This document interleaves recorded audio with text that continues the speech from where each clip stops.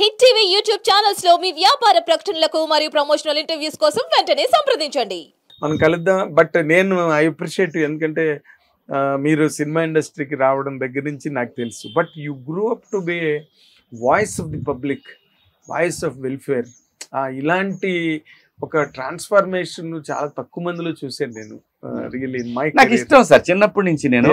నేను బేసిక్ నేను ఎప్పుడు ఏదో మీ సినిమాలు మీరు చేసుకుని ఏదో వెళ్ళినప్పుడు ఒకసారి జయ్యని అలా వెళ్ళిపోకుండా నాకు చిన్నప్పటి నుంచి కూడా అండి. అంటే చిన్నప్పుడు ఊళ్ళల్లోకి కాన్వాయిలు వచ్చాయి, ఇవి కాన్వాస్కి వచ్చేవాళ్ళు వీళ్ళు, జనతా పార్టీ వాళ్ళు, ఆవు దూడ అని, నాగలు పట్టిన రైతు, ఇవన్నీ కూడా చాలా మాకు సకృతి రామయ్య గారు అని ఇలా ఉన్నారండి కొంతమంది అక్కడ. వీళ్ళందరూ కూడా వాటి వెనకాల పరిగెత్తే ఉండేమో తెలియదు నాకు. దీనికోసం నాకు ఇది పిచ్చి, నాకు అదే అదే చిన్నప్పటి నుంచి ఉంది నాకు. అంటే నేను ఇంకొక ఇంపార్టెంట్, మీరు ఏదైనా ఈసారి మీకు ఏదైనా ఒక ప్రత్యేకమైన స్థానం లభించే అవకాశం ఉందా? ఎందుకంటే ఎఫ్డీ చైర్మన్ కానీ లేకపోతే, ఎందుకంటే మీరు సినిమా ఫక్త సినిమా పర్సన్, హీరో, ఎన్నో అద్భుతమైన సినిమాల్లో ఇంద్ర సినిమా దగ్గర నుంచి మంచి మంచి క్యారెక్టర్లు చేసిన మనిషి మీరు. నాది 100 సినిమా దగ్గరకు వస్తుందండి. అవునా? 100 సినిమా దగ్గరకు వస్తుంది. 3 సినిమాలు అయిపోతే 100 సినిమా అవుతాయి. ఓకే. అంటే నేను ఏదో ఆశించి అయితే చేయలేదండి. నేను ఇప్పటివరకు ఆంధ్రప్రదేశ్ కి ఆశించి, అది పబ్లిక్ కి కూడా బాగా తెలుసు, ఆశించి చేయలేదు. నాకు ఇంకో కోరిక కూడా ఉంది, ఆంధ్రప్రదేశ్ లో కూడా పరిశ్రమ ఉండాలి అనే కోరిక అయితే ఉంది, మొదటి నుంచి ఉంది నాకు అది. ఎందుకంటే ఆ ప్రాంతం కూడా 65 to 70% రెవెన్యూ, ఈ ప్రాంతంలో 30 to 35% రెవెన్యూ ఉంది. ఇక్కడ పరిశ్రమ ఉండాలా, అక్కడ పరిశ్రమ ఉండాలా. రెండు ప్రాంతాల్లో కూడా కళాకారులు, అక్కడి నుంచి వచ్చే కళాకారులు, అక్కడ ఉండే కళాకారులు, ఇక్కడ ఉండే కళాకారులు, అందరికీ న్యాయం జరగాల, టెక్నీషియన్లు అందరికీ న్యాయం జరగాల. చాలా మంది టాలెంట్ ఏమైందంటే ఆంధ్రప్రదేశ్లో ఉన్న పిల్లలు ఇక్కడికి రావాలి, వాళ్ళ టాలెంట్ను ప్రూవ్ చేసుకోవాలి. అలా కాకుండా అక్కడ కూడా వాళ్ళకి అవకాశాలు, అక్కడ సినిమాలు స్టార్ట్ అవ్వాలా. నా 100 సినిమా అయితే పూర్తిగా అమరావతిలోనే జరుగుతుందండి. నేను అక్కడ ఆ సినిమాని నేను అక్కడ చేయాలనుకుంటున్నాను. చంద్రబాబు నాయుడు గారి క్లాప్, పవన్ కళ్యాణ్ గారి యాక్షన్, రేవంత్ రెడ్డి గారితో ఆడియో ఫంక్షన్ ఏంది, నా నిజామాబాద్ లో గాని వరంగల్ లో గాని ప్రీ రిలీజ్ ఈవెంట్లు, అటు అమరావతిలో ఓపెనింగ్, అంత తెలుగు 2 రాష్ట్రాలు బాగుండాలి సార్. నా కోరిక 2 రాష్ట్రాలు అన్ని సమానంగా ఉండాలా, అందరికీ సమానమైనటువంటి అవకాశాలు దక్కాలా. మీరు అన్నారే, మీరు అడిగారు కదా పదవులు ఏమైనా తీసుకుంటారా అని. తెలియదు సార్, నా లైఫ్ నాకు తెలియదు. నేనైతే ఏది కూడా మీ పోస్టులు ఎఫ్డిసి గాని అలాంటివి అదే సార్ నేను అనేది.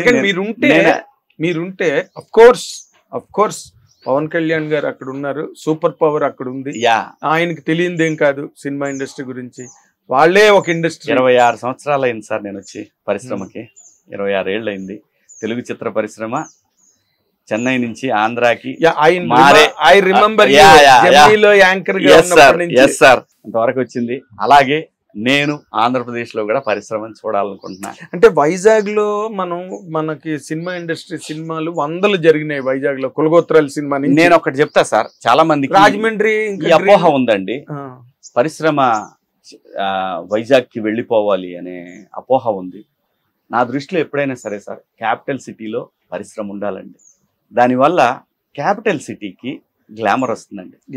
హైదరాబాద్కి గ్లామర్ వచ్చింది అంటే ఇక్కడ జరిగే సినిమా ఈవెంట్లు, ఇక్కడ జరిగేటటువంటి రకరకాల ప్రోగ్రామ్స్, సినిమా షూటింగ్స్ తో కళకళలాడుతా హైదరాబాద్కి ఒక రకంగా బ్రాండ్ క్రియేషన్ లో ఇది కూడా హెల్ప్ అయిందండి. అలాగే పరిశ్రమ అమరావతి కేంద్రంగా ఉండి అటు ఉత్తరాంధ్రలో ఉన్నటువంటి విశాఖపట్నంలో మనం వద్దన్న ఆంధ్రప్రదేశ్ నుంచి కానీ భారతదేశంలోని అన్ని ప్రాంతాల నుంచి వచ్చి అక్కడ షూటింగ్లు జరుగుతాయి. దాంట్లో ఏం తిరుగులేదు. ఆ ప్రాంతంలో కూడా జరగాల. తిరుపతి ప్రాంతంలో, రాయలసీమ జిల్లాల్లో తిరుపతి ప్రాంతంలో కూడా అక్కడ కూడా ఎంతో కొంత దాని సిగ్నిఫికెన్స్ ఉండాలా. ఉత్తరాంధ్రలో ఉన్నటువంటి కోస్టల్ జిల్లాలన్నింటిలో కూడా మీకు తెలుసు, ఈస్ట్ వెస్ట్ లో మనం రెగ్యులర్ షూటింగ్లు చేస్తాం, వద్దన్నా చేస్తాం. అయితే ఏంటంటే క్యాపిటల్ సిటీలో పరిశ్రమ అనేది అది ఉండాలా. ఆఫీసెస్, మిగతా షూటింగ్ అంతా వైజాగ్ జరిగింది, మనకు తెలియదు అది. వైజాగ్ అనేది ప్రకృతి ఇచ్చిన ఒక వరం. దాన్ని ఎలా కాదనుకుంటారు? నాగిరెడ్డి గారు నిన్న మీతో కూడా నేను ఫోన్ లో మాట్లాడుతున్నాను. వైజాగ్ లో డెవలప్ చేయండి ఇండస్ట్రీని, మెడ్రాస్ కున్న అడ్వాంటేజెస్ అన్ని వైజాగ్ వాళ్ళే వస్తున్నారు కదా అక్కడికి. వాళ్ళు బాలచంద్ర గారు ఎన్ని సినిమాలు అదే అసలు అద్భుతం అండి. దాని వైజాగ్ లాంటి లొకేషన్ చుట్టూరా గ్రీన్ విలేజెస్ ఎన్ని. అలాగే మీకు ఇంకా కొత్త ఇప్పుడు మనం ఎట్లయితే తెలంగాణ జిల్లాల్లో ఇటు కరీంనగర్ వెళ్ళి సిద్దిపేట అవతల ఊళ్ళకి వెళ్ళి అటు వెళ్ళి లోపలికి వెళ్ళి ఇప్పుడు షూటింగ్ చేయట్లా, అలాగే బాపట్లలో అద్భుతమైన బీచ్ ఉంటదండి మాకు. అవును, బాపట్లలో అద్భుతమైన బీచ్, అలాగే నెల్లూరు దగ్గర మైపాడు బీచ్, ఇవన్నీ అద్భుతంగా ఉంటాయి. మీకు అసలు కోస్టల్ బెల్ట్ అంతా కూడా బ్రహ్మాండంగా ఉంటుంది సార్ లొకేషన్స్. సో ఏంటంటే ప్రతి ప్రాంతంలో కూడా సినిమాకి సంబంధించి చెప్పింది ఏంటంటే, ఇప్పుడు మన వాళ్ళు ఎప్పుడు వెళ్తున్నారు కోస్టల్ జిల్లాల్లో షూటింగ్లు చేస్తున్న వందల సినిమాలు జరిగినాయి. బట్ మీరు చెప్పిన ఎడిషనల్ స్పెషల్ పాయింట్ ఏంటంటే క్యాపిటల్లో సినిమా హడావిడి, సినిమా అది దానికి క్యాపిటల్ సెలబ్రేషన్ అన్నది క్యాపిటల్ లో ఉండి తీరాలి. ఉంటే ఏంటంటే క్యాపిటల్ ఎలివేట్ అవుతుంది. ఏదైతే బ్రాండ్ ఉందో ఆ బ్రాండ్ ఎలివేట్ అవ్వాలి. ఒక రాష్ట్రానికి మెడ్రాస్ విడిపోయిన రాష్ట్రం కదా సార్.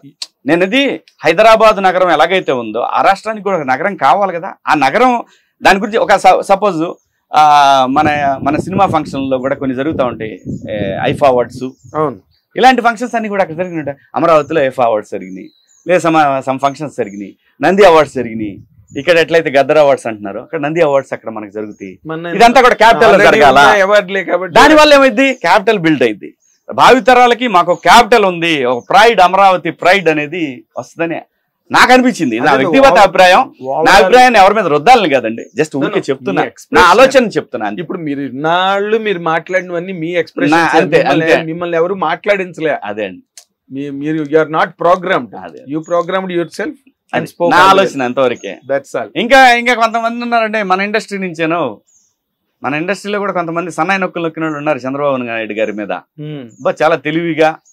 చాలా తెలివిగా మేము భలే అసలు కొంతకాలం వైసీపీని స్ట్రాంగ్ గా ఐ డ్రీమ్ లో సపోర్ట్ చేశారు. ఆ తర్వాత ఇంకో ఛానల్స్కి వచ్చేసి ఏదో నేను మిడిల్ మ్యాన్ అన్నట్టు బిల్డప్ చేశారు. ప్రజలు అక్కడ చూశారు, గురుగారు మీ పప్పులు కూడా ఏం ఉడకవు, ఆయన ఎవరో మీకు తెలుసు, నేను చెప్పాల్సిన పని లేదు, ప్రజలకు తెలుసు, వారికి కూడా తెలుసు. వారైతే అసలు నన్ను చాలా బాగా గౌరవించారు ఆ రోజుల నుంచి ఈ రోజుల వరకు కూడా. నాకు వారికి సంబంధం లేదు, వారి రేంజ్ కాదు మంది. బట్ ప్రకృతి ఉంది, అది చూస్తూ ఉంటుంది మనందరినీ. మనం ఏం చేస్తున్నామో మన కర్మ మనకి ప్రకృతి చూస్తుంది. అది అంతే. Thank you sir, thank you so much, very best Shivaji గారు. థ్యాంక్ యూ అండి.